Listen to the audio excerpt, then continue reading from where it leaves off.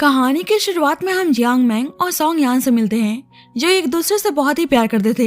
लेकिन मैंग को पता चलता है कि जिस पर्सन से उसने इतना प्यार किया वह उसको धोखा दे रहा था, इसलिए वो यान को शूट कर देती है।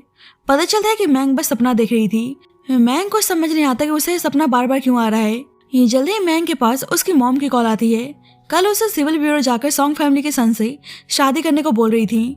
मैंग को लग रहा था कि सॉन्ग फैमिली का सन कोई बुढ़ा आदमी है, इसलिए बोलती है कि आप ही उससे शादी क्यों नहीं कर लेती। उसकी मॉम बोलती है कि शायद तुम्हें पता नहीं, पर तुम शादी करके बच्चा करोगी जब भी हमारी फैमिली का इनहेरिटेंस तुम्हें मिलने वाला है। अब उसी क्लब में यान बैठा हुआ था। मैंग सोचती है कि ये तो वही आदमी है जो हमेशा उसके सपनों में आता है। मैंग यान के पास आकर बोलती है कि आप मेरे साथ बच्चा करने में इंटरेस्टेड हैं। यान बोलता है कि अब मछली खुद ही जाल में फंसने के लिए आ चुकी है, तो मैं भी अब क्या कर सकता हूँ। और उसको अचानक से किस करने लगता है, जिससे मैंग को बहुत ही गुस्सा आता है और उसे गाली देने लगती है। मैंग सोचती है कि ये आदमी तो बिल्कुल मेरे जैसा ही साइको है। उस बुढ़े आदमी से शादी करने से अच्छा है कि मैं इनहेरिटेंस के लिए इस आदमी के साथ बच्चा कर लूं, इसलिए उसके साथ इंटीमेट होती है। नेक्स्ट मॉर्निंग मैंग की नींद खुलती है तो सुनती है कि यान शावर ले रहा है। यान उसे बहुत ही प्यार से बेबी बुलाते हुए बाथरूम से बाहर आ रहा था। अब मैंग का काम पूरा हो चुका था, इसलिए जल्दबाजी में वहां से भाग जाती है। यान रूम में आता है तो देखता है कि मैंग गायब है, पर मैंग गलती से अपना पेंडेंट वही रूम में गिराकर चली गई थी। मैंग बस यही विश कर रही थी कि जल्दी से उसका बच्चा हो जाए, फिर वे आराम से अपने इनहेरिटेंस को एंजॉय कर सकती है। पर जब ही यान के आदमी उसे किडनैप करके सिविल ब्यूरो लाते हैं, बोलते हैं कि आपको सॉन्ग फैमिली के सन से शादी करनी है। मैंग साफ बोलती है कि मैं शादी नहीं करने वाली, पर यहाँ पे यान को देखकर हैरान थी। जल्दी ही मैंग की मॉम आती हैं तो मैंग हैरानगी से यान से बोलने लगती है, तो तुम्हें सॉन्ग फैमिली के वो बुढ़े हो जिससे मेरी शादी होने वाली है। यान कहता है, बुढ़ा? मैं तुम्हें बुढ़ा दिख रहा हूँ? मैंग की मॉम तो मैंग को उनकी हैप्पी वेडिंग के लिए बोलकर वहाँ से निकल जाती हैं। मैंग भागने की कोशिश करती है तो यान बोलता है कि तुम कहाँ भाग रही हो, अभी तो मैरिज रजिस्ट्रेशन बाकी है।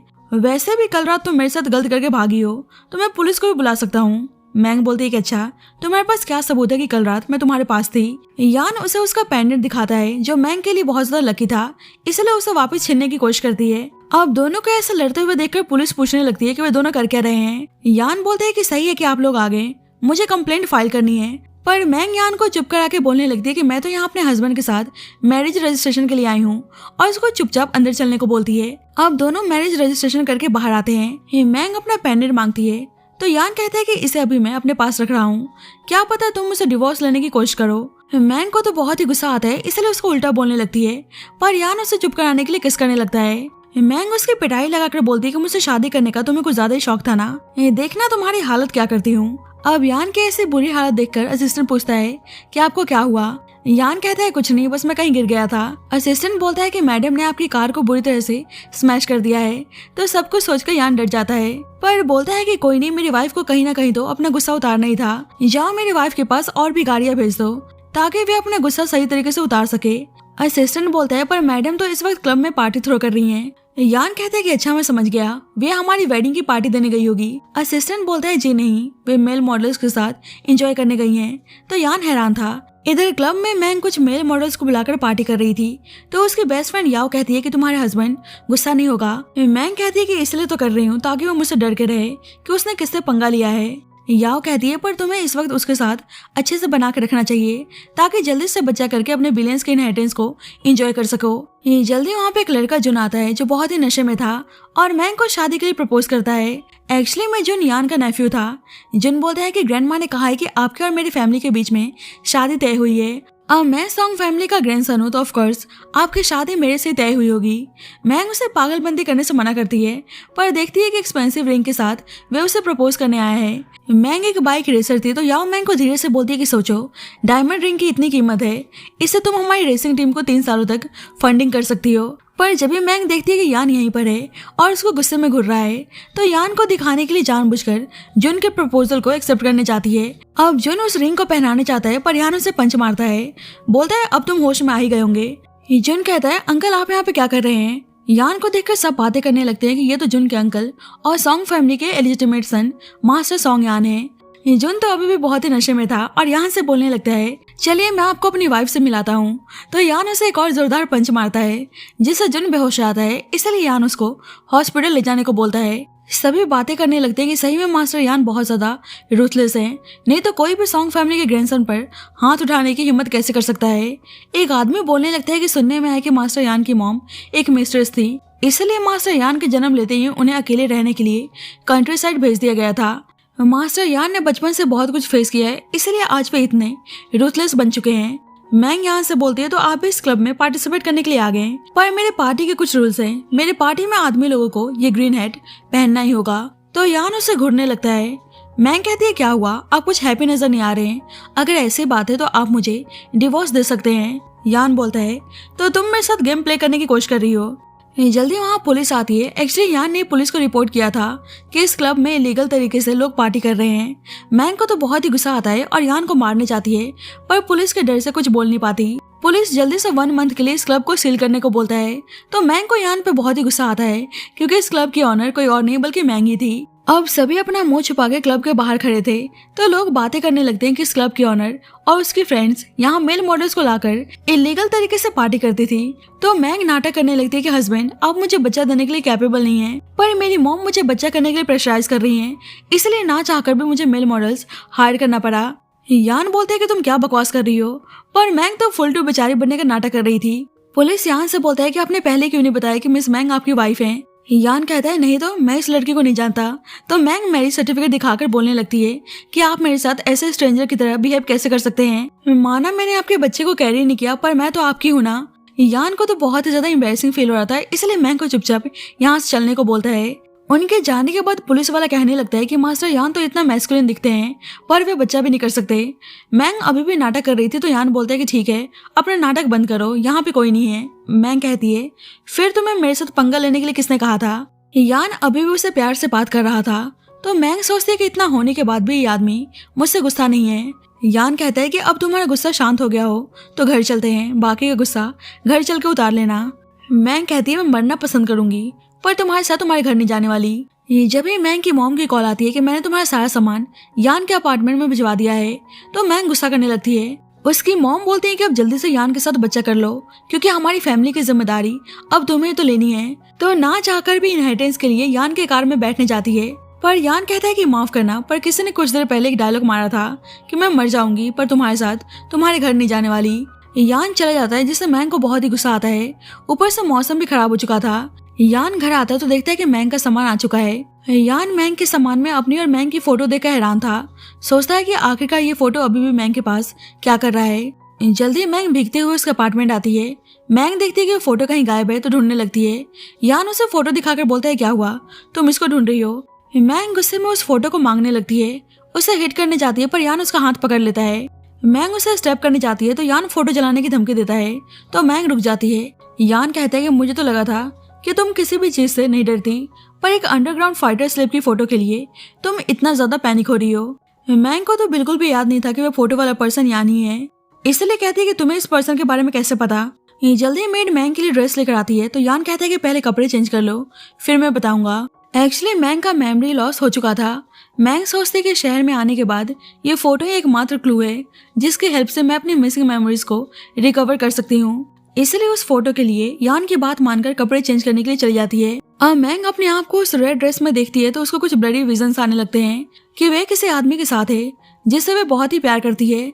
जल्दी वहाँ पे यान आता है, बोलता है कि तुम इस रेड ड्रेस में काफी ब्यूटीफुल लग रही हो। मैंग को अंदर ही अंदर गुस्सा आता है कि वो उसके साथ फ्लर्ट करने की कोशिश कर रहा है। पूछती है क्या तुम्हें पता है कि वो फोटो वाला पर्सन कौन है। यान कहता है कि तुम्हारी शादी मुझसे हो चुकी है और फिर भी तुम मेरे सामने किसी और आदमी का नाम ले रही हो। मैंग कहती है कि देखो मुझे तुम्हारे और तुम्हारे नेफ्यू के बीच में आने का कोई शौक नहीं है। यान कहता है तो तुम्हें लगता है कि मैं सॉन्ग फैमिली के हेड पोजीशन को कायम रखने के लिए तुम्हारा यूज कर रहा हूँ। मैंग कहती है कि बिल्कुल, सबको पता है कि तुम्हारा नेफ्यू जुन मुझे कब से परस्यू कर रहा है, इसलिए तुमने जानबूझकर मुझसे शादी की।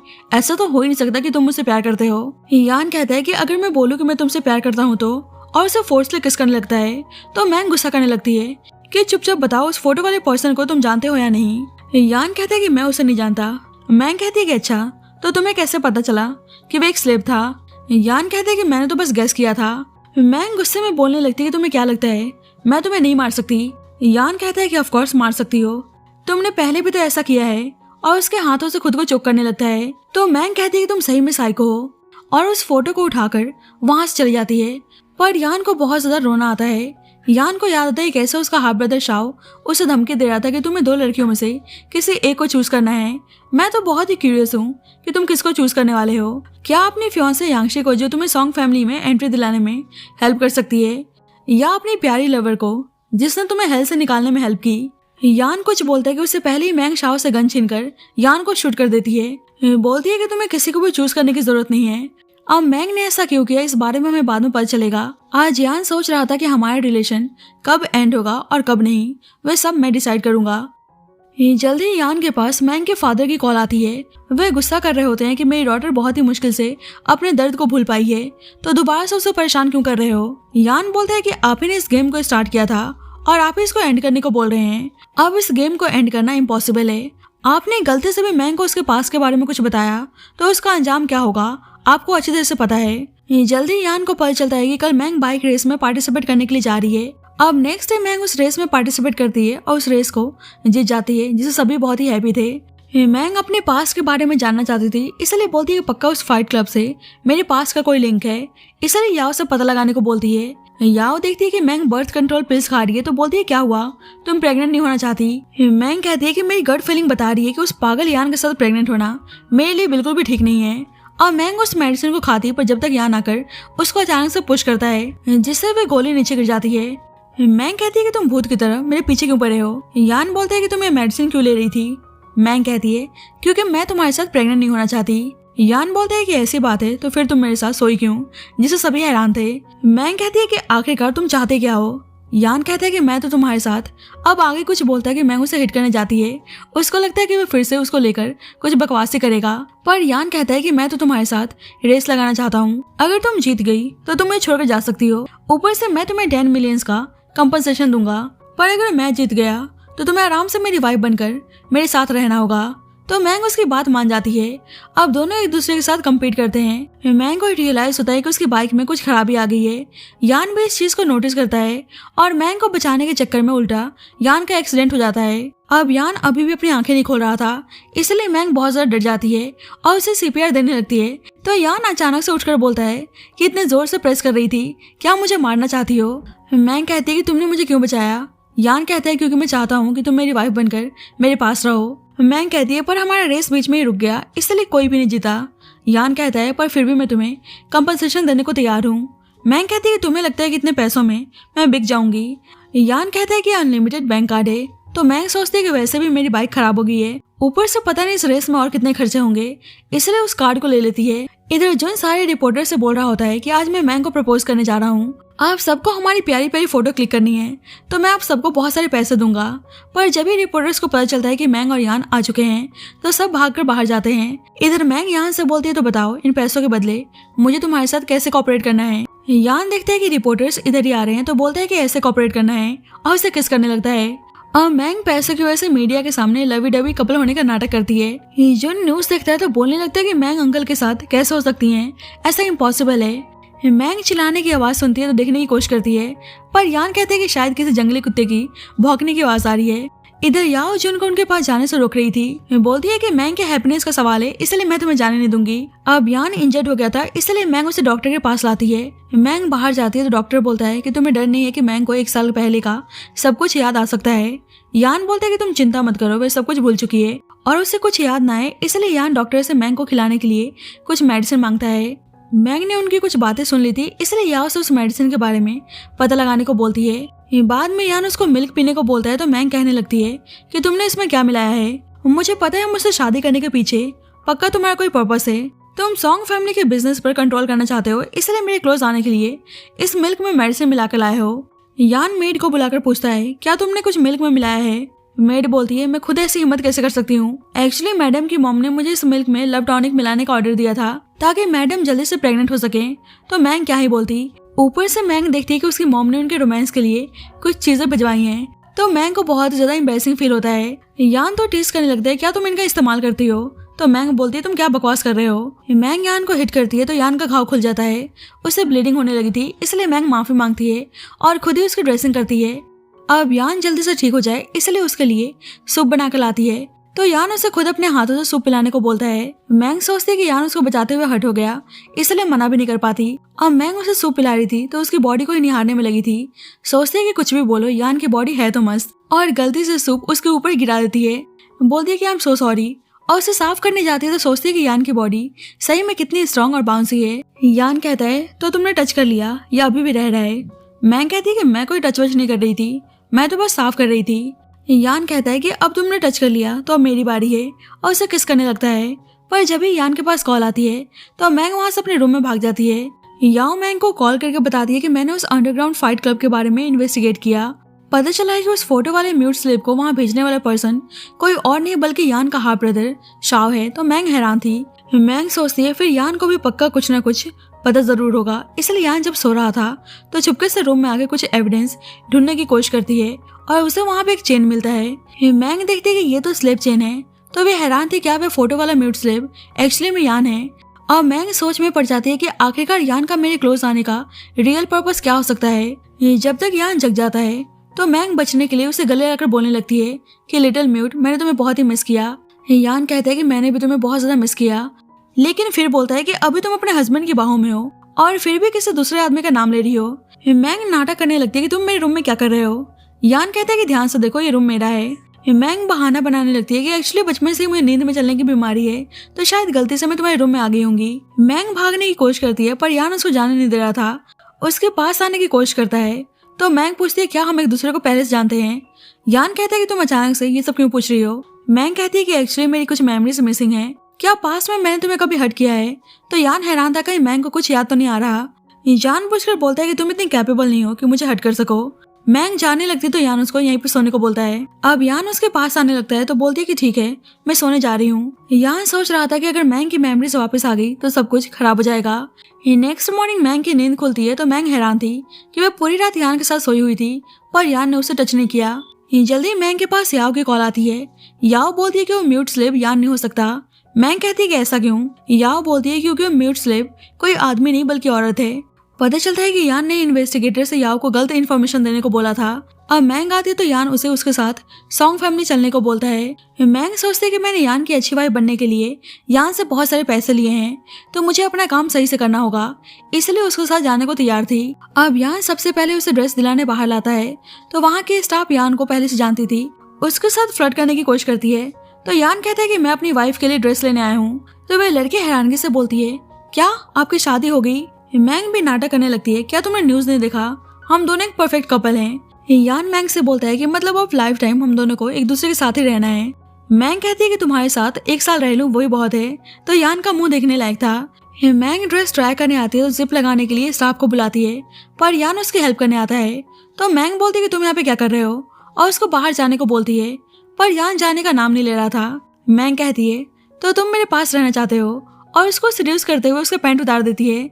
तो बेचारा जल्दी से खुद को कवर करता है। स्टाफ आती है तो मैंग बोलती है कि बेचारे मेरे हस्बैंड का पैंट फट चुका है, इसलिए आप लोग इन्हें कोई दूसरा पैंट दिखा देना।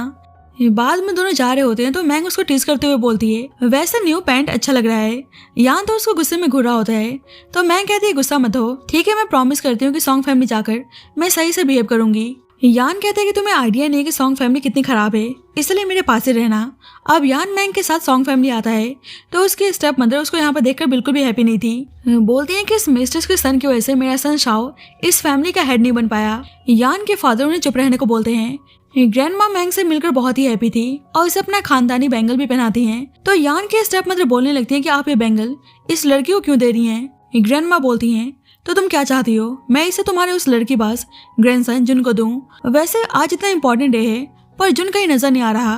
वैसे ही जुन आता है और यहाँ से बोलने लगता है कि तुमने मुझसे मेरे मैंग को चुराने की हिम्मत की।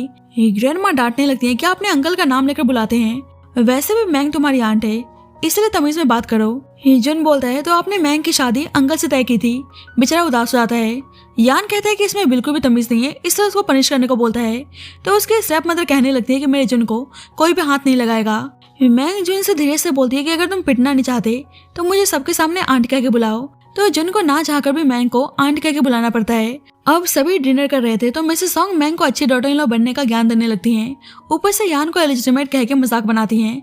तो मैंग सुनाने लगती है कि एलिजिटिमेट होने में क्या बुराई है, उल्टा गलती उस आदमी का है जो लड़कियों का इस्तेमाल करके अपनी औरत और अपने बच्चे को मरने के लिए अकेले छोड़ देते हैं। मतलब मैंग सीधे यान के फादर को पॉइंट कर रही थी। कहती है कि रही बात यान की, तो यान का बिजनेस वर्ल्ड में बहुत बड़ा नाम है। इन्होंने अपनी काबिलियत से सब कुछ हासिल किया है, इसलिए आप लोग यान के बारे में कुछ ना बोले वही अच्छा होगा।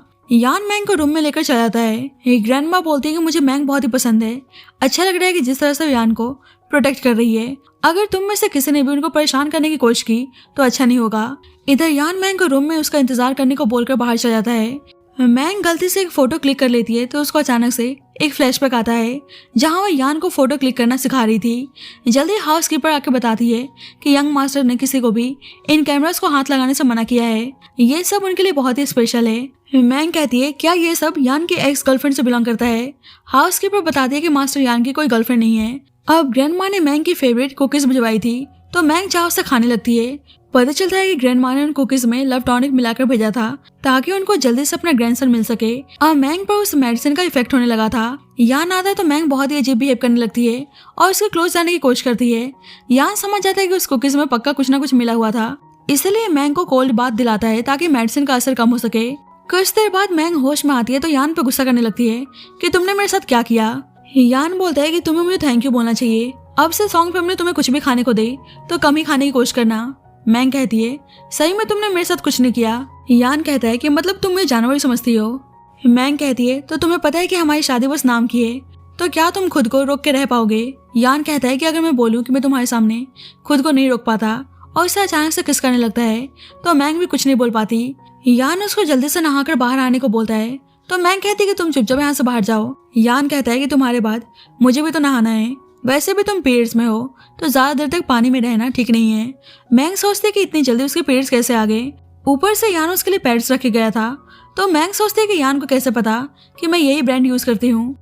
जल्दी जुन आता है, बोलता है आपको पता है ये सारे कैमरास अंकल के एक्स गर्लफ्रेंड से बिलोंग करता है। मैंग कहती है तो तुम्हें पता है कि यान की एक्स गर्लफ्रेंड कौन है। जुन बोलता है कि हाँ वो एक जर्नलिस्ट है। मैंग नाम बताने को बोलती है तो जुन कहता है कि मुझे भी भूख लगी है तो पहले कुछ खा लेता हूँ। अब मैंग तो सोच में डूबी हुई थी, पर जब देखती है कि जुन उन कुकीज को खा रहा है तो उसको खाने से मना करती है। पर अब तो जुन पर उन मेडिसिन का असर होने लगा था और मैंग को किस करने जाता है, पर जब ही यान आकर उसे एक पंच मारता है। थोड़ी देर बाद जुन होश में आता है तो खुद को बंधा हुआ देखकर यान पर गुस्सा करने लगता है, पर मैंग को देखकर वह प्यार से किस करने का इशारा करता है। मैंग कहती है कहीं मैं भी इस मेडिसिन को कंज्यूम करके ऐसे तो हरकत नहीं कर रही थी, अब हमें जुन का क्या करना चाहिए। यान कहता है कि इसको पॉन्ड में फेंक दो, ये खुद ही ठीक हो जाएगा। जुन मैंग से बोलने लगता है कि मेरी फीलिंग्स आपके लिए जेन्युइन है, आप मेरे साथ ऐसा कैसे कर सकती हैं। मैंग कहती है कि मैंने तुम्हें 10 बार बता दिया है मुझे टफ लड़के पसंद है। तो यान खुद को देखने लगता है। मैंग जुन से धीरे से बोलती है कि बिल्कुल तुम्हारे अंकल जैसे। जुन बोलता है पर अंकल आपके लिए बिल्कुल भी सिंसियर नहीं है, अभी भी उनके दिल में सिर्फ उनकी एक्स गर्लफ्रेंड है। तो यान उसे चुप कराने के लिए और भी कुकीज खिला देता है और अपने असिस्टेंट को कॉल करके बोलता है कि बेशर्म डॉग कब से मेरे रूम में आके मुझे परेशान कर रहा है, इसलिए जल्दी से आकर इसे डील करो। घर आकर मैंग यान से बोलती है क्या सही में तुम्हारी कोई एक्स गर्लफ्रेंड है। तो यान कैसे बताता कि वही उसकी गर्लफ्रेंड थी, इसलिए कहता है कि तुम्हें उसके बारे में जानने की जरूरत नहीं है। मैंग कहती है कि तुम सही बोल रहे हो, हमारी मैरिज तो बस नाम की है और 1 साल बाद वैसे भी हमें अलग होना है। मैंग को बहुत ही गुस्सा आता है कि अगर उनकी शादी बस नाम की है तो यान उसके साथ फ्लर्ट क्यों करता है। जल्दी मैंग के पास कैसीनो के ऑनर की कॉल आती है कि तुम्हारा भाई लिंजाओ हमारे कब्जे में है, अगर तुम 10 मिनट के अंदर अंदर यहाँ नहीं पहुंची तो हम तुम्हारे भाई की सारी उंगलियां कट करके उसे डोरेमोन बना देंगे। इधर यहाँ सूप में अमनेशिया का दवा मिलाकर मेड से मैंग को देने को बोलता है, पर मेड बताती है कि मैडम तो आधे घंटे पहले कैसीनो के लिए निकल गई हैं। तो हान हैरान था। इधर वे लोग लिंजाओ की उंगलियां कट करने जा रहे थे, पर तब तक मैंग पहुंच जाती है। मैंग उसके भाई को छोड़ने को बोलती है, पर वे आदमी कहता है कि तुम्हारे भाई पर हमारा उधार है, इसलिए पहले पैसे पे करो। मैंग लिंजाओ पे गुस्सा करने लगती है, पर लिंजाओ बोलता है कि उल्टा इन लोगों ने मुझे फंसाया है। मैंग कहती है कि ठीक है, वह उनको पैसे देने को तैयार है। इधर यान को पता चलता है कि उन्हें फ्रेम करने वाली कोई और नहीं बल्कि यांगशी है। यान बोलता है कि मतलब यांगशी वापस आ चुकी है। यांगशी दूर बैठे उनकी बातें सुन रही थी। अब मैंग अपने भाई के प्लेस पर गेम खेल रही थी, पर उल्टा हारने में लगी थी। इधर यान के पास पैसे डिडक्ट होने का बार बार मैसेज आ रहा था, तो यान गाड़ी तेज भगाने को बोलता है। मैंग हारने में लगी थी तो लिंजाओ माफी मांगता है कि सब उसकी वजह से हो रहा है, पर मैंग इस बार पूरा दांव लगाती है। लिंजाओ उदास हो जाता है कि अब भी वे हारने वाले हैं और वे सारे आदमी बहुत ही खुश हो रहे थे, पर मैंग जीत जाती है जिससे वे सभी हैरान थे। अब मैंग लिंजाओ को वहां से लेकर भागने की कोशिश करती है तो सारे आदमी उस पर अटैक करने आते हैं, पर जब तक यान पहुंच जाता है वे लोग यान पे भी अटैक करने चाह रहे थे, पर यांगशी उन्हें रुकने को बोलती है। यान से कहती है कि फाइनली तुम आ ही गए। मैंग हैरानगी से बोलती है क्या तुम एक दूसरे को जानते हो। यांगशी कहती है कि तुमसे तो कहीं ज्यादा। यान कहता है कि तुम चाहती क्या हो। तो यांगशी कहती है कि मैं तुम्हें अपने साथ लेने आई हूँ। लिंजा मैंग से बोलता है कि ये तो आपके सामने ही आपके पार्टनर को छीनने की बात कर रही है। मैंग यांगशी से बोलती है कि तुम हो कौन। यांगशी कहती है कि चलो मैं खुद को इंट्रोड्यूस कर ही देती हूँ। मैं और यान बचपन के दोस्त हैं और मैं यान की फियांसे हूँ। मैंग यान पे गुस्सा करने लगती है कि तुम्हारी लाइफ में और कितनी लड़कियां हैं, पहले एक्स और अब फियांसे। यान यांगशी से बोलता है कि हमारी एंगेजमेंट 1 साल पहले ही टूट चुकी है, इसलिए परेशान करना बंद करो और ये तुम्हारी पहली और आखिरी गलती समझकर तुम्हें छोड़ रहा हूँ। यांगशी सोचती है कि लड़की बिल्कुल यान की गर्लफ्रेंड की तरह दिख रही है। यान लिंजा को अपने घर लाता है तो लिंजा घर को देखकर बोलने लगता है कि सिस्टर आप इतने बड़े घर में रहती हैं। वैसे सॉन्ग फैमिली का सन काफी यंग है, हमें तो लगा था कि वह कोई बुढ़ा होगा। वैसे जो भी हो मेरे से ज्यादा हैंडसम नहीं है। मैंग कहती है कि हाँ बिल्कुल, पर तुमसे ज्यादा कोई बेशर्म भी नहीं है, तुम्हें उस कैसीनो में जाने की क्या जरूरत थी। तो लिंजा और नील डाउन होकर माफी मांगने लगता है। यान आकर बोलता है कि तुम ऐसे क्यों बैठे हो। लिंजा कहता है किसी फेमस पर्सन ने कहा है कि अपनी मदर, सिस्टर और वाइफ के सामने झुकने में कोई शर्मिंदगी नहीं है। यान कहता है कि अच्छा, और वे फेमस पर्सन है कौन। तो लिंजा बोलता है मेरी मॉम। वैसे क्या आपको मेरी सिस्टर ने कभी नील डाउन होने को नहीं बोला? अगर ऐसा है तो शायद मेरी सिस्टर आपको अपनी फैमिली की तरह नहीं देखती। हमारे घर का रूल्स है कि कोई भी आदमी मिस्टेक करता है तो उसको नील डाउन होकर माफी मांगनी पड़ती है। तो यान सुनकर डर जाता है।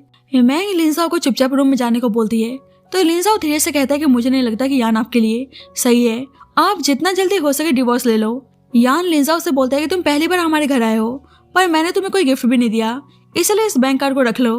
तो लिंजा खुश होकर बोलता है thank you brother in law. यान कहता है अभी तुमने क्या कहा। लिंजा बोलता है कि आप मेरे सबसे बेस्ट ब्रदर इन लॉ हैं। मतलब पैसे मिलते ही उसका एटीट्यूड पूरी तरह से चेंज हो चुका था। अब लिंजा आज यहीं पे स्टे कर रहा था, इसलिए यान और मैंग एक ही रूम में सोने आते हैं। मैंग उसे डिस्टेंस मेंटेन करके सोने को बोलती है। यान कहता है क्या तुम पागल हो गई हो। मैंग कहती है कि नहीं, तुम मेरे पास सोओगे तो कहीं तुम्हारी एक्स और फियांसे बुरा ना मान जाए। यान उसे अपनी तरफ खींचकर बोलता है क्या हुआ, तुम जेलस हो। मैंग कहती है कि बिल्कुल भी नहीं, जिसके साथ रहना है रहो, मुझे कोई फर्क नहीं पड़ता। वैसे भी मुझे बुढ़े आदमियों में कोई इंटरेस्ट नहीं है। तो यान उसे बेड से धक्का देकर बोलता है कि तुम्हें डिस्टेंस मेंटेन करके सोने का कुछ ज्यादा ही शौक है ना, तो जाओ नीचे ही सो। मैंग कहती है कि मैं तुम्हें नहीं छोड़ने वाली, बस शावर लेकर आने दो। कुछ देर बाद मैंग शावर लेकर आती है तो देखती है कि यान नीचे सो रहा है। मैंग सोचती है क्या वह लड़की यांगशी सही में यान की फियांसे है। नेक्स्ट डे मैंग यांगशी के बारे में जुन से पूछती है तो जुन बताता है कि उन दोनों की एंगेजमेंट होने वाली थी, पर ग्रेट ग्रैंड माँ ने अचानक से एंगेजमेंट तोड़ दिया। याओ कहती है कि वह लड़की अभी भी तुम्हारे हस्बैंड के साथ इन्वॉल्व है। मैं तो बोलूँ तुम यान से डिवोर्स लेकर उसे हायर एलिमनी की डिमांड करो। जुन बोलता है कि हाँ मैं भी आपके सपोर्ट में हूँ। मैंग कहती है पर तुम इतना खुश क्यों हो रहे हो। जुन बोलता है कि आप अंकल को डिवोर्स देंगी, जब भी तो मैं आपको प्रपोज करूंगा और फिर हम दोनों जल्दी शादी कर लेंगे। तो याओ हंसने लगती है। जल्दी मैंग के पास यांगशी का मैसेज आता है तो मैंग उसे मिलने आती है। यांगशी कहती है क्या हुआ, तुम यान को अपने साथ लेकर नहीं आई। तो मैंग उसे बुरी तरह से मारने लगती है कि तुम्हारी वजह से मेरा भाई उन गुंडों के बीच में फंस चुका था। जल्दी यांगशी के ऑर्डर पर उसके आदमी मैंग को पकड़ लेते हैं। यांगशी कहती है कि आखिरकार तुम जैसी पागल लड़की के प्यार में यान कैसे पड़ सकता है। मैंग कहती है कि तुम जैसी मिस्ट्रेस से तुम अच्छी हूँ। यांगशी उसे यान को छोड़ने के लिए पैसे ऑफर करती है पर मैंग पैसे एक्सेप्ट करने से मना कर देती है। बोलती है कि मेरे हस्बैंड जल्दी आने वाले हैं, उसने ऑलरेडी यान को इन्फॉर्म कर दिया था। मैंग देखती है कि यान आ चुका है तो नाटक करने लगती है कि जैसे यांगशी उसे मार रही है। ऊपर से यांगशी को लेकर पानी में गिर जाती है। यान बचाने आता है तो नाटक करने लगती है कि इस लड़की ने मुझे मारने की कोशिश की। ऊपर से यांगशी को दिखाने के लिए जानबूझकर यान को किस करने लगती है। यांगशी बोलती है कि मैंने कुछ नहीं किया, ये लड़की झूठ बोल रही है। यान उसे इसी वक्त इस शहर को छोड़कर वापस जाने को बोलता है। तो यांगशी कहती है कि भूलो मत, मैंने शाओ से डील करने में तुम्हारी हेल्प की, जब ये आज तुम सॉन्ग फैमिली के हेड हो। मैंग सोचती है कि शाओ तो यान का हाफ ब्रदर है, जिसे सॉन्ग फैमिली ने किसी बीमारी से रिकवर होने के लिए 1 साल पहले उसे अब्रॉड भेज दिया है। मैंग बेहोश होने का नाटक करती है तो यान यांगशी को सुनाकर मैंग को लेकर जाने लगता है। तो मैंग यांगशी को टीज कर चली जाती है, जिससे यांगशी को बहुत ही गुस्सा आता है। घर पर आकर यान बोलता है कि अब तुम्हें नाटक करने की जरूरत नहीं है। तो मैंग उठ जाती है। मैंग बोलती है कि मैं सही में बेहोश हो गई थी, पर यान तो उसका सारा नाटक समझ रहा था। मैंग उसे चेक दिखाकर बोलती है कि आज तो मैंने अच्छी कमाई की है। तो यान उस चेक को फेंक देता है। बोलता है कि यांगशी के पैसों को एक्सेप्ट करने की जरूरत नहीं है। तो मैंग का मुंह बन जाता है। यान बताता है कि वह कुछ दिनों के लिए बिजनेस ट्रिप पर जा रहा है, इसलिए उसको घर पे ही रहने को बोलता है। यान के जाते ही मैंग उस चेक को वापस उठा लेती है। जल्दी याओ की कॉल आती है, बताती है कि उनकी रेसिंग टीम के लिए एक न्यू इन्वेस्टर मिल चुका है। तो मैंग बहुत ही हैप्पी थी। अब मैंग उस इन्वेस्टर से मिलने आती है। अब मैंग को पता चलता है कि यान भी अपने बिजनेस ट्रिप के लिए इसी होटल में स्टे कर रहा है, तो उसे बचने की कोशिश करती है। यान को तो उन पर डाउट होता है, इसलिए मैंग को टर्न होने को बोलता है, पर मैंग उसके सामने थाई लैंग्वेज में बातें करने लगती है। तो यान बोलता है कि माफ करिए, मैंने आपको कोई और समझ लिया था। और मैंग याओ को जल्दी से यहाँ चलकर कपड़े चेंज करने को बोलती है। वहीं हम एक लड़के जाओ को देखते हैं जो अपने फादर के साथ यान से मिलने आया था। जाओ अचानक से मैंग को देखता है तो अपने फादर से बोलता है कि शायद मैंने मिस मैंग को देखा। उसके फादर बोलते हैं क्या वही लड़की जिसने 2 साल पहले पार्टी में तुम्हारी जान बचाई थी। जाओ को लगता है कि शायद वह हेलुसिनेट कर रहा है, मैंग यहाँ कैसे आ सकती है। अब मैंग और याओ उस इन्वेस्टर से मिलने आते हैं तो वह इन्वेस्टर 1 नंबर का ठरकी था, इसलिए मैंग उस पर गुस्सा करने लगती है। वे अपने आदमियों से उन्हें पकड़ने को बोलता है तो मैंग और याओ वहाँ से भागने लगती हैं। इधर जाओ और उसके फादर यान के साथ बिजनेस के रिगार्डिंग डिस्कशन कर रहे थे। ये जल्दी उन्हें बाहर से शोर शराबे की आवाज आती है तो जाओ बाहर देखने जाता है। एक्चुअली मैंग उन आदमियों से बचकर भाग रही थी तो अचानक से जाओ आकर उसकी हेल्प करता है। जाओ बोलता है क्या मैं आपको याद हूँ, तो मैंग तो कंफ्यूज थी। जाओ कहते हैं कि 2 साल पहले एक पार्टी में मुझे सांप ने काट लिया था और आपने मेरी हेल्प की थी, पर मैंग कहती है कि मुझे कुछ याद नहीं। मैं आपको बताना चाहती हूँ कि मैं मैरिड हूँ और यहाँ मैं एक रेसिंग टीम के इन्वेस्टमेंट के लिए मीटिंग करने आई थी, पर सब कुछ खराब हो गया। तो जाओ कहता है कि वह उनकी रेसिंग टीम में इन्वेस्टमेंट कर सकता है। जाओ उसका बिजनेस प्रपोजल देखता है तो उसके साथ कॉन्ट्रैक्ट साइन करने को तैयार था। अब मैंग कॉन्ट्रैक्ट पेपर लेने जा ही रही होती है कि यान उसको देख लेता है।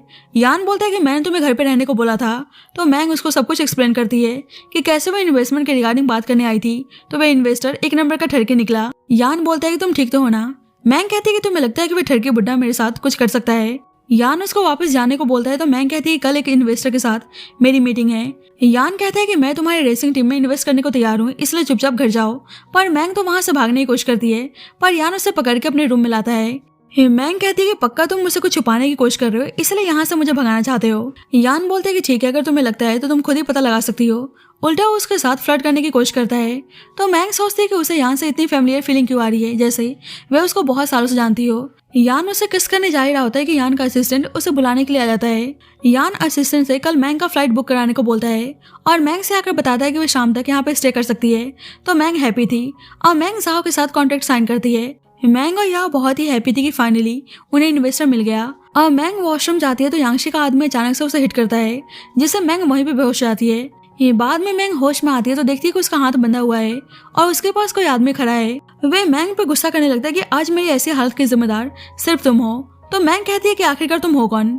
वे आदमी बोलता है कि मैं यान का हाफ ब्रदर शाह हूँ। इधर मैंग को पता नहीं चल रहा था, इसलिए यान बहुत ही गुस्से में था, पर जल्दी उसका असिस्टेंट आकर बताता है कि मिस मैंग एक मेंटल हॉस्पिटल में है। इधर शाह बोलता है कि तुम्हारा हेल में वेलकम है। मैंग देखती है कि बाहर बहुत सारे पागल है तो डर जाती है।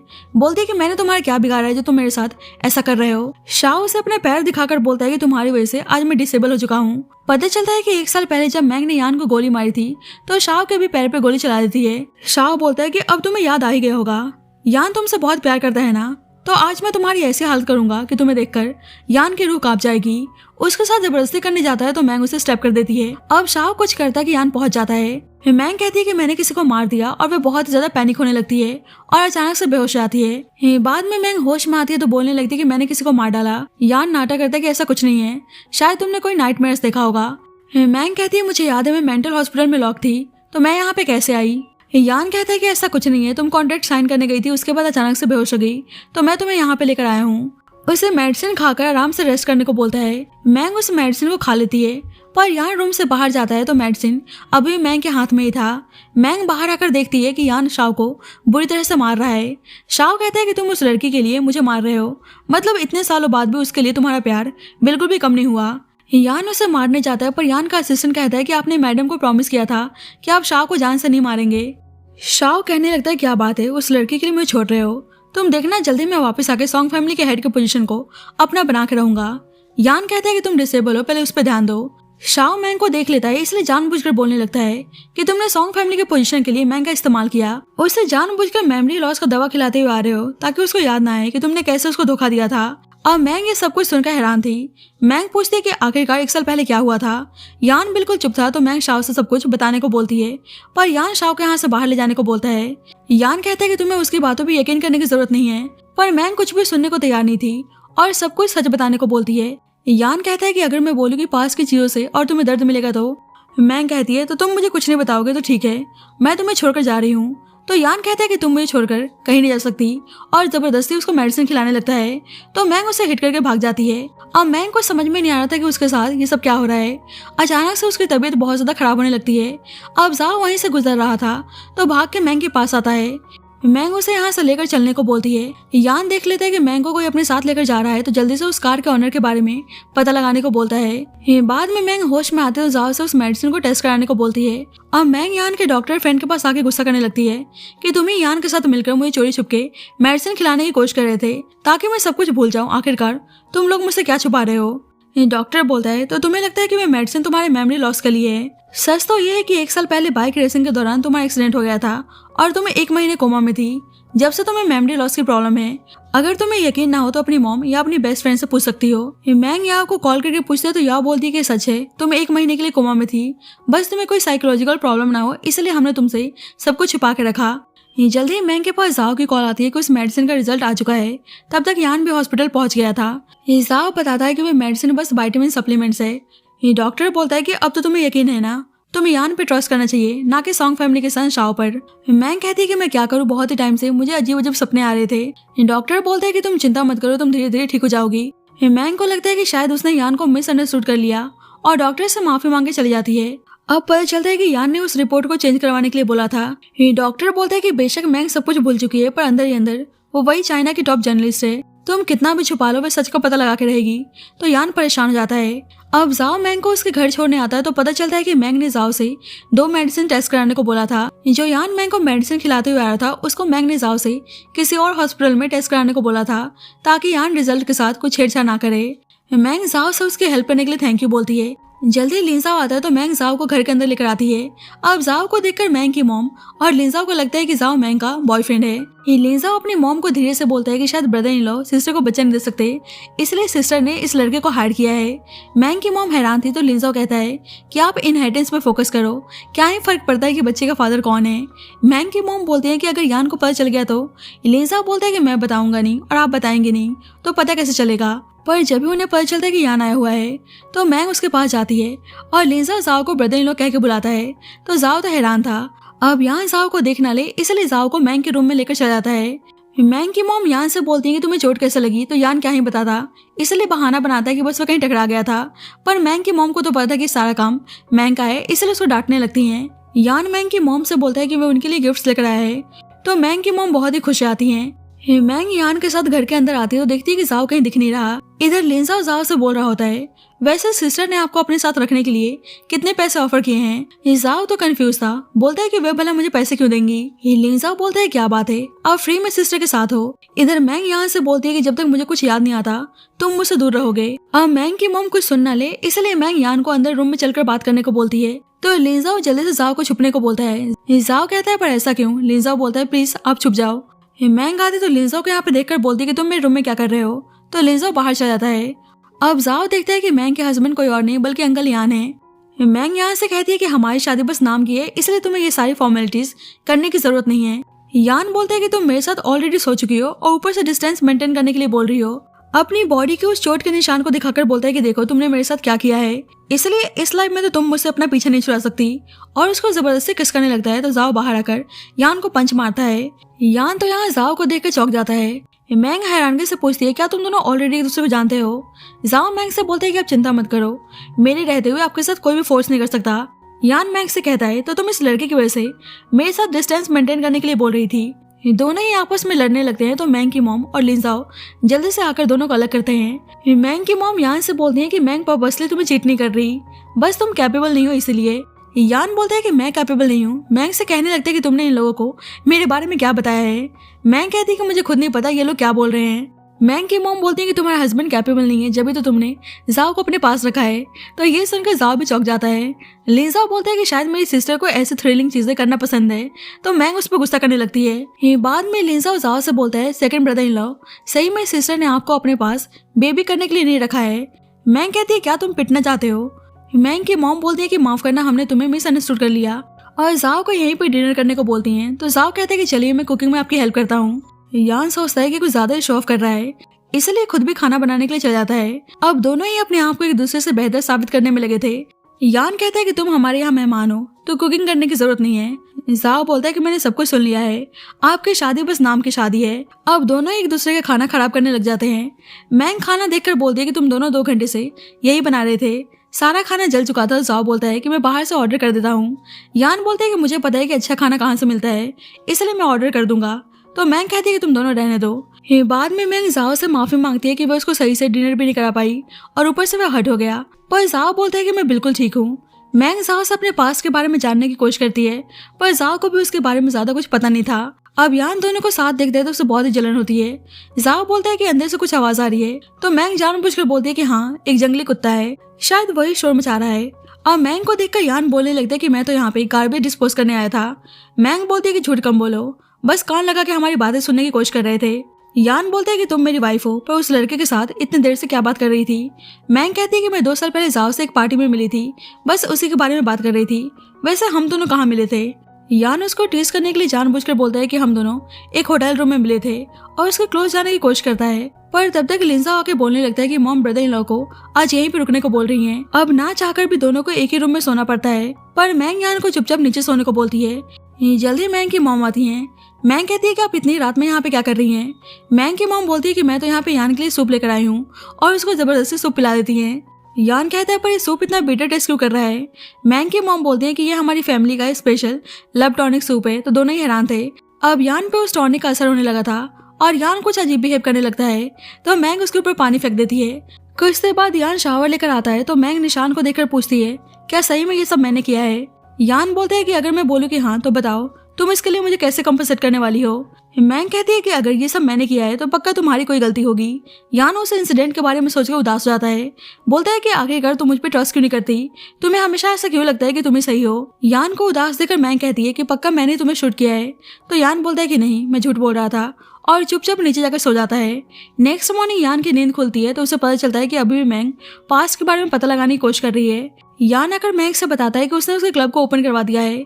तो मैंग बोलती है कि चलो बताओ तुम बदले में क्या चाहते हो। यान बोलता है कि वह आज शाम उसके साथ डिनर करना चाहता है। तो मैंग उसकी बात मान जाती है।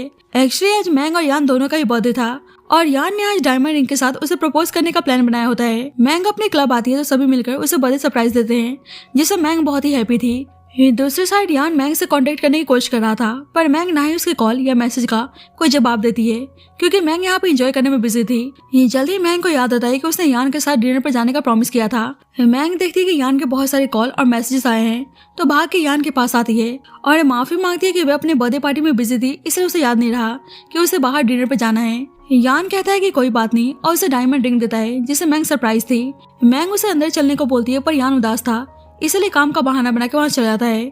असिस्टेंट बोलते हैं कि एक्चुअली आज बॉस का भी बर्थडे है, वे अपना बर्थडे आपके साथ सेलिब्रेट करना चाहते थे, इसलिए बेचारे कब से रेस्टोरेंट में आपका इंतजार कर रहे थे। तो ये जानकर मैंग को बहुत ही बुरा लगता है। इधर यान उदास बैठा हुआ था तो उसे बाहर से आवाज आती है, तो उसको लगता है कि शायद मैंग होगी, पर फिर सोचता है कि भला मैंग यहाँ पे क्यों नहीं आएगी। पर जब भी मैंग आकर उसको बर्थडे विश करती है, बोलती है कि माफ करना, सारी बेकरी शॉप बंद हो गई थी, इसलिए मैं अपने केक से एक पीस कट करके लाई हूँ। यान को बहुत ही अच्छा लगता है, इसलिए उसको इमोशनल होकर हक कर लेता है। जल्दी यान देखता है कि कोई उनको मारने के लिए गोली चला रहा है, तो मैंग को यहाँ से भागने को बोलता है। मैंग पुलिस को कॉल करके इस बारे में बता रही होती है, पर जब भी कोई कार मैंग को हिट करने आती है, पर बीच में यान आकर उसको बचा लेता है और वे खुद ही इंजर्ड हो गया था। अब मैंग जल्दी से यान को हॉस्पिटल लेकर आती है। जल्दी यान के फादर भी हॉस्पिटल पहुंचते हैं। नर्स आकर बताती है कि पेशेंट का पैर बहुत ज्यादा इंजर्ड हो गया है, तो डिसेबल होने का चांस है। तो उसके फादर बोलने लगते हैं कि वह सॉन्ग फैमिली का वारिस है, इसलिए उसके पैरों को कुछ नहीं होना चाहिए। मैंग को सुनकर बहुत ही गुस्सा आता है कि वे यहाँ भी यान के बारे में नहीं बल्कि अपनी फैमिली बिजनेस के बारे में सोच रहे हैं। ये जल्दी डॉक्टर आके बताता है कि यान तो सेफ है, पर वे दोबारा से अपने पैरों पर खड़ा नहीं हो पाएगा। तो ये जानकर मैंग अचानक से बेहोश हो जाती है। बाद में मैंग होश में आती है तो यान के बारे में पूछती है। जुन बताता है कि अंकल यान डिसेबल हो चुके हैं, इसलिए अब उनका पोजीशन अंकल शाव को दिया जा रहा है। मैंग कहती है पर शाव को तो कोई मेंटल इलनेस था, तो वे वापस कैसे आ गया और ग्रैंडमा इस चीज के लिए तैयार कैसे हो गई। याओ मैंग से बोलती है कि अब यान सॉन्ग फैमिली का हेड नहीं रहा, इसलिए तुम्हें भी इन चीजों में इन्वॉल्व नहीं होना चाहिए। दूसरी साइड शाओ यान के पास आकर मजाक बनाने लगता है कि अब तुम क्रिपल हो चुके हो, इसलिए अब सॉन्ग फैमिली का कंट्रोल मेरे हाथों में आने वाला है। उसे परेशान करने की कोशिश करता है तो मैंग पहुंचकर उसको सुनाने लगती है। शाओ बोलता है कि इसने तुम्हें पहले धोखा दिया और फिर भी तुम इसको प्रोटेक्ट करने की कोशिश कर रही हो। तुम्हें आइडिया भी है कि तुम कितनी फेमस जर्नलिस्ट थी, तुमने कितने सारे इलीगल ऑर्गेनाइजेशन को एक्सपोज किया था, तुमने कितने सारे इनोसेंट लोगों की जान बचाई थी, पर इस आदमी ने तुम्हारे उस आइडेंटिटी को मिटाकर तुम्हें एक मामूली सा पर्सन बना दिया, तुम्हें तो उसको मार देना चाहिए। और उसे गन देता है तो मैंग बोलती है कि मुझे तुम्हारी बातों पे जरा सा भी ट्रस्ट नहीं है और उल्टा उसको मारने की धमकी देती है। तो शाओ गुस्से में वहां चला जाता है। मैंग यान से बोलती है कि तुम्हारी ऐसी हालत की जिम्मेदार मैं हूँ, इसलिए मैं तुम्हारी रिस्पॉन्सिबिलिटी लेने को तैयार हूँ। पर यान उसे डिवोर्स पेपर पर साइन करने को बोलता है, कहता है कि अब तुम फ्री हो, पर मैंग मना कर देती है। जल्दी मैंग को पता चलता है कि एक्सीडेंट कराने के पीछे यांगशी का हाथ था। एक्चुअली में यांगशी मैंग को मारना चाहती थी, पर गलती से यान का एक्सीडेंट हो गया। अब सॉन्ग फैमिली पे कंट्रोल लेने के लिए शाओ यांगशी के साथ शादी करने जा रहा था। बाद में मैंग यान को घर लेकर आती है। याओ मैंग से कहती है, तुम सही में एक डिसेबल आदमी के साथ लाइफ टाइम रहना चाहती हो? तुम्हें पता है ना कि सॉन्ग फैमिली का हेड अब कोई और होगा, शायद जुन भी हो सकता है। जुन बोलता है कि आप टेंशन मत लो, मैं अंकल की पोजीशन के लिए कभी भी कम्पीट नहीं करूंगा। मैंग कहती है कि चलो अच्छी बात है, कम से कम तुम इस पागल शाह से तो अच्छे ही हो। जुन याओ से बोलता है कि मुझे लगता है कि अंकल यान बस डिसेबल होने का नाटक कर रहे हैं, क्योंकि मैंने उनके पैरों को मूव होते हुए देखा था। जल्दी मैंग और जाओ को यान के रूम से आवाज आती है तो भागकर ऊपर आते हैं। याओ और जुन यान को एक्सपोज करने के लिए उसके पैरों के ऊपर हिट करने जा रहे थे, तो असिस्टेंट उनको रोकने की कोशिश कर रहा था। यान बेचारा बनने का नाटक करता है तो मैंग दोनों को सुनाने लगती है, तो याओ और जुन माफी मांगने लगते हैं। मैंग कहती है कि भला यान झूठ क्यों बोलेगा, अगर तुम लोगों को यकीन ना हो तो मैं अभी साबित करके दिखा सकती हूँ, और खुद ही उसको हिट करने जाती है तो असिस्टेंट उसे रोक लेता है। जाओ बोलता है कि वैसे हम कोई और भी मेथड का इस्तेमाल कर सकते हैं जिससे पता चल जाएगा कि अंकल के पैरों में सेंसेशन फील हो रहा है कि नहीं। तो यान गुस्से में जाओ को घूरने लगता है। अब जाओ के आइडिया से मैंग उसके पैरों पर वैक्सिंग स्ट्रिप्स यूज करने आती है। यान को तो बहुत ही दर्द हो रहा था, पर बेचारा अंदर ही अंदर अपने दर्द को छुपाने की कोशिश करता है। बोलता है कि मुझे कुछ भी फील नहीं हो रहा। जुन बोलता है, पर अंकल आप रो क्यों रहे हैं? असिस्टेंट बहाना बनाता है कि आप लोग बॉस के लिए इतनी मेहनत कर रहे हैं, इसलिए वह थोड़े से भावुक हो गए हैं। जुन बोलता है कि अंकल आप सही में बहुत ही अच्छे हैं, सॉन्ग फैमिली आपकी कदर नहीं कर रही तो क्या हुआ, आप हमेशा मेरे अंकल रहेंगे, आप टेंशन मत लो, मैं लाइफ टाइम आंटी का ध्यान रखने को तैयार हूँ। तो यहाँ सबके यहाँ से बाहर निकालने को बोलता है कि वे कुछ टाइम अकेले में आराम करना चाहता है। अब सबके बाहर जाने के बाद बेचारा पैर पकड़ के बैठ जाता है। एक्चुअली सारा नाटक करने के पीछे यान का कुछ प्लान था। असिस्टेंट बोलता है कि सॉन्ग फैमिली को यकीन हो चुका है कि आप डिसेबल हैं, ऊपर से शाओ और यांगशी बिजनेस प्रॉफिट के लिए एक दूसरे से शादी करने जा रहे हैं। तो यान बोलता है कि जल्दी उनके रोने का दिन आने वाला है। जल्दी यांगशी और यान की स्टेप मदर उन्हें घर से निकालने आती है कि घर सॉन्ग फैमिली से बिलोंग करता है। यान आकर बोलता है कि जब तक शेयर होल्डर्स की मीटिंग नहीं होती मैं ही सॉन्ग फैमिली का हेड हूँ, इसलिए आप हमें इस घर से निकाल नहीं सकती। यांगशी कुछ भी सुनने को तैयार नहीं थी तो मैं उसे थप्पड़ मारती है, ऊपर से मिस कैरेज का झूठा नाटक करने लगती है, तो दोनों डर के वहाँ से भाग जाती हैं। जाओ उसे हॉस्पिटल चलने को बोलता है, पर मैंग कहती है कि ये सब बस नाटक था। अब मैंग ने न्यूज में अपने फेक प्रेगनेंसी के बारे में बता दिया था, इसलिए इस वक्त सब कुछ यान के फेवर में था। बाद में यान को नहाना था तो मैंग उसे नहलाने में हेल्प करने आती है, पर उसे बहुत ज्यादा अजीब लग रहा था। यान बोलता है कि अगर तुम्हारे फेक प्रेगनेंसी के बारे में पता चल गया तो सबको यही बताना कि मैंने तुम्हें सब कुछ करने के लिए फोर्स किया था, फिर सॉन्ग फैमिली तुम्हें परेशान नहीं करेंगी। मैंग कहती है कि मैं अगर सही में प्रेग्नेंट हो जाऊं तो, और उसे किस करती है और दोनों एक दूसरे के साथ इंटीमेट होते हैं। बाद में यान के पास यांगशी की कॉल आती है और उसे मिलने के लिए बुला रही थी। नेक्स्ट मॉर्निंग मैंग देखती है कि यान कहीं दिख नहीं रहा। उसे लगता है कि शाओ ने यान को किडनैप कर लिया है, इसलिए मैंग जुन के साथ मिलकर ग्रैंडमा को मारने की धमकी देती है। सॉन्ग फैमिली पहुंचकर ग्रैंडमा के साथ कुछ भी करने से मना करती हैं। मैंग कहती है कि मुझे बस मेरा हस्बैंड चाहिए। शाओ कहते हैं कि तुमने सही कहा, मैंने यान को किडनैप किया है। ग्रैंडमा ने भी हमेशा यान का साइड लिया, इसलिए आज मैं इन्हें जिंदा नहीं छोड़ने वाला। पर तब तक यान वहाँ पे पहुंचकर ग्रैंडमा को बचा लेता है। शाओ हैरान था कि यान के पैर बिल्कुल ठीक है। यान कहता है कि बस तुम्हारे स्मगलिंग का एविडेंस कलेक्ट करने के लिए मैंने सारा नाटक किया था। तो शाओ गुस्सा करने लगता है कि यांगशी भी यान के साथ मिली हुई है। ग्रैंडमा शाओ पे गुस्सा करने लगती है कि तुम कभी सुधर नहीं सकते, अपने इलीगल बिजनेस के चक्कर में तुमने इतने लोगों को हार्म पहुंचाया है, और उसे पुलिस के हवाले करने को बोलती हैं। शाओ बोलता है कि मैं आपका ग्रैंडसन हूँ, पर ग्रैंडमा बोलती है कि वे सॉन्ग फैमिली का सारा इनहेरिटेंस यान के नाम पे ट्रांसफर कर रही हैं, जिससे शाओ को बहुत ही गुस्सा आता है। पर ग्रैंडमा जल्दी से उसको पुलिस के हवाले करने को बोलती हैं। अब ग्रैंडमा बहुत ही हैप्पी थी और जल्दी से यान और मैंग को वेडिंग करने को बोलती हैं, पर यांगशी अभी भी यान और मैंग को एक साथ देखकर बिल्कुल भी हैप्पी नहीं थी। बाद में मैंग याओ के साथ बाहर थी तो यांगशी उसे फोटो भेजती है जिसमें यान का फेस पूरी तरीके से दिखाई दे रहा था। मैंग यांगशी के पास आकर पूछती है कि ये सब क्या है। यांगशी बोलती है कि तुम उस फोटो वाले पर्सन के बारे में जानना चाहते थे ना, तो मैंने बता दिया, अब सोच लो तुम्हें यान से शादी करनी है या नहीं। अब मैंग की तबीयत खराब होने लगी थी, इसलिए मैंग घर आती है तो मेड बताती है कि वे घर की सफाई कर रही थी तो उसे एक बॉक्स मिला। मैंग उस बॉक्स को ओपन करती है तो उसमें गन और एक ऑडियो डिवाइस था। मैंग प्ले करती है तो सुनती है कि उसमें उसी की आवाज है। मैंग उसमें बोल रही होती है कि मैंने फाइटिंग क्लब में 1 मिलियन की बिडिंग लगाकर एक स्लेव को वहां से बाहर निकालने में हेल्प की, जो बेजुबान था। एक बार मुझे सॉन्ग फैमिली और पे फैमिली के लीगल बिजनेस के बारे में पता चला तो मैं एविडेंस ढूंढने के लिए उनके पास गई। मैं पकड़ी जाती पर उस बेजुबान स्लेब ने मेरी हेल्प की और धीरे धीरे मुझे उससे प्यार हो गया। एक बार मैंग शाह और यांगशी को बिजनेस डील करते हुए देख लेती है। वे उनको एक्सपोज करने वाली थी पर यांगशी वहाँ पहुंच जाती है। मैंग यान से उस एविडेंस को जल्दी से पुलिस के हवाले करने को बोलती है पर उसे पता चलता है कि यान यांगशी के साथ मिला हुआ है। वे बस म्यूट स्लेब बनने का नाटक कर रहा था। रियल में वो सॉन्ग फैमिली का सन है। जल्दी मैंग के पास जाओ की कॉल आती है, बताता है कि वे मेडिसिन मेमोरी लॉस की थी। तो मैंग को सुनकर बहुत ही बुरा लगता है कि सही में यान उसको शुरू से लेकर अब तक धोखा देते हुए आ रहा है। कुछ देर बाद यान आता है तो मैंग तो बहुत ही दुखी थी पर उसको एक्सपोज नहीं करती, उल्टा उसको किस करने लगती है और दोनों एक दूसरे के साथ इंटीमेट होते हैं। और मैंग को सब कुछ याद आ गया था, इसलिए यांगशी की फैमिली को एक्सपोज करने का ऑर्डर देती है। नेक्स्ट डे मैंग वेडिंग ड्रेस ट्राई करने आती है तो यांगशी आकर उस पर गुस्सा करने लगती है कि मैंग ने पुलिस को इन्फॉर्मेशन दिया है कि मेरी फैमिली इलीगल बिजनेस में इन्वॉल्व है। मैंग तो अभी भी इनोसेंट बनने का नाटक करती है, इसलिए यान उसकी बातों में आकर यांगशी को यहाँ जाने को बोलता है, जिससे यांगशी को बहुत ही गुस्सा आता है। इधर यान मैंग को शादी के लिए प्रपोज करता है तो मैंग उसके प्रपोजल को एक्सेप्ट कर लेती है, जिससे यान बहुत ही हैप्पी था।